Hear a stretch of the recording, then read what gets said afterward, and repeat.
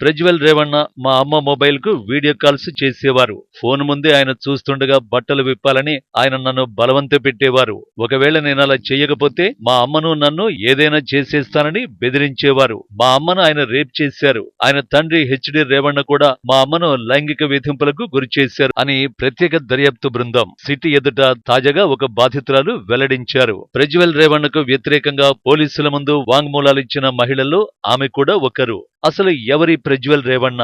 ఆయనపై లైంగిక వేధింపుల కేసులు వరుసపెట్టి ఒక్కొక్కటిగా ఎలా బయటకొస్తున్నాయి? దీనిపై ఆయన ఏం చెబుతున్నారు? 33 ఏళ్ల Prajwal Revanna Janata Dal secular JDS chief, మాజీ ప్రధానమంత్రి హెచ్డి దేవెగౌడకు మనుమడు. రేవಣ್ణ జేడీఎస్ ఎంపీ కూడా. ప్రస్తుత ఎన్నికల్లో కర్ణాటకలోని హసన్ లోక్సభ నియోజకవర్గం నుంచి నేషనల్ డెమోక్రటిక్ అలయన్స్ ఎన్డీఏ అభ్యర్థిగా ఆయన పోటీ చేశారు. రెండో దశలో భాగంగా ఏప్రిల్ 26న ఇక్కడ ఓటింగ్ జరిగింది. అదే సమయంలో సోషల్ మీడియాలో కుప్పలు తెప్పలుగా లైంగిక వేధింపుల వీడియోలు వైరల్ అయ్యాయి. ఈ వీడియోలో మహిళల్ని లైంగికంగా వేధిస్తున్నట్టుగా కనిపిస్తోంది ప్రజ్వల్ రేవణ్ణేనని పెద్ద రాజకీయ దుమారం చెలరేగింది. వీటిని రికార్డ్ చేసింది కూడా ప్రజ్వల్ రేవణ్ణలానే వీడియోలో కనిపిస్తోంది. హసన్ నియోజకవర్గంలో ఇవి వేగంగా వ్యాపించాయి. మొత్తంగా 2967 లైంగిక వేధింపుల వీడియోలతో కూడిన పెన్ డ్రైవ్ ను కొందరు తనకు అందించారని బీజేపీ నాయకుడు దేవరాజ గౌడ మీడియా ఎదుట వెల్లడించారు. అయితే వీడియోలు మీడియాకు లీక్ చేశారని ఆరోపిస్తూ దేవరాజ గౌడను కూడా పోలీసులు అరెస్ట్ చేశారు.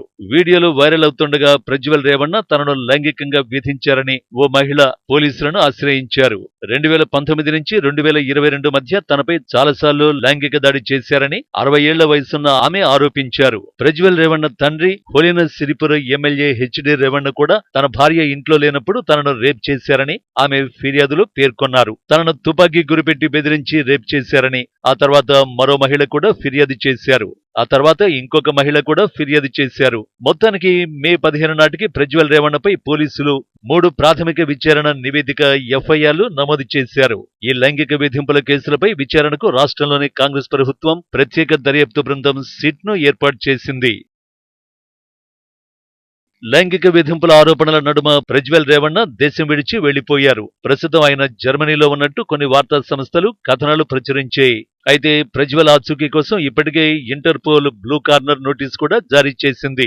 వైరల్ అవుతున్న ఆ వీడియోలన్నీ ఫేక్ అని, తనపై కక్షతో ఎవరో వాటిని సృష్టించారని ప్రజ్వల్ రేవణ్ణ చెబుతున్నారు.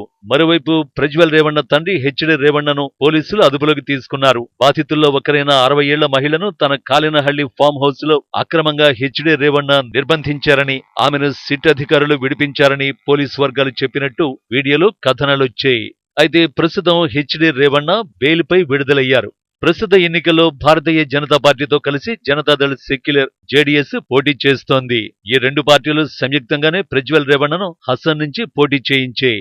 అయితే తాజా వివాదం అనంతరం రెండు పార్టీల మధ్య సంబంధాలు దెబ్బతిన్నట్టు కనిపిస్తోంది.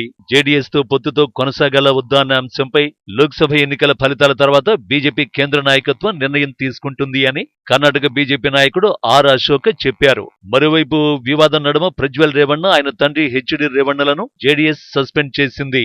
అయితే కావాలనే ఎన్నికల సమయంలో ఈ వీడియోలు లీక్ చేశారని జేడీఎస్ అంటోంది. దీనిపై జేడీఎస్ నాయకుడు మాజీ ముఖ్యమంత్రి హెచ్డి కుమారస్వామి స్పందించారు. ప్రజ్వల్ రేవణ్ణకు కుమారస్వామి చిన్నాన్న అవుతారు. ఈ వీడియోలో లీక్ వెనుక ఓ పెద్ద తిమింగలం ఉంది. ఆ పెద్ద తిమింగలాన్ని ఎలా పట్టుకోగలం? ఎందుకంటే అది ప్రభుత్వంలో ఉంది అని ఆయన వ్యాఖ్యానించారు. సీనియర్ కాంగ్రెస్ నాయకుడు డిప్యూటీ సీఎం డీకే శివకుమార్ ని లక్ష్యంగా చేసుకుని ఆయన ఈ వ్యాఖ్యలు చేశారు. అయితే దీనిపై డీకే శివకుమార్ స్పందిస్తూ, ఆ పెద్ద తిమింగలాన్ని పట్టుకొనివ్వండి, మరి ఆ వీడియోలకు నేనేమి డైరెక్టర్ని కాదు, ప్రొడ్యూసర్ని కాదు, నేనొక ఎగ్జిబిటర్ని, అంటే థియేటర్ ఎగ్జిబిటర్ని మాత్రమేనని ఆయన వ్యాఖ్యానించారు. జేడీఎస్ మిత్రపక్షమైన బీజేపీ ప్రస్తుతం ఈ కేసును కేంద్ర దర్యాప్తు సంస్థ సిబిఐకి అప్పగించాలని డిమాండ్ చేస్తోంది.